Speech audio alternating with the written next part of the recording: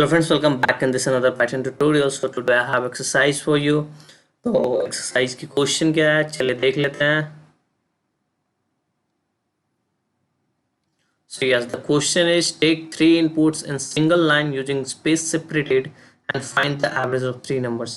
तो आपको 3 number input में लेना है और वो आपका सिंगल लाइन में होना चाहिए और स्पेस सेपरेटेड होना चाहिए, ठीक है. और आपको उसके बाद उन तीनों नंबर्स के एवरेज फाइंड करना है.